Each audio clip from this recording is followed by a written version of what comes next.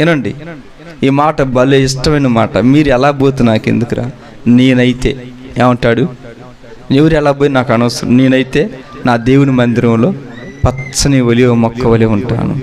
దేవునికి స్తోత్రం కలుగును గాక. నేనైతే చిరకాలం నా దేవుని మందిరంలో ఉంటాను. హల్లెలూయా. నేనైతే చిరకాలం నా దేవుని మందిరంలో నివాసం చేస్తాను. పగలు రాత్రి నా దేవుని మందిరంలో గడుపుతాను. నేనైతే అంటే ఇంకెవరితో నాకు పని లేదు, ఎవరితో నాకు అనవసరం. నేనైతే ఇది నా వ్యక్తిగతం, ఎవడు ఎలాగ నాకు అనవసరం. నేనైతే నా దేవునితో సహవాసం చేస్తా, దేవారాత్రి మందిరం గడుపుతా, దేవునితో సహవాసం చేస్తా, మందసం కాడ గడుపుతా.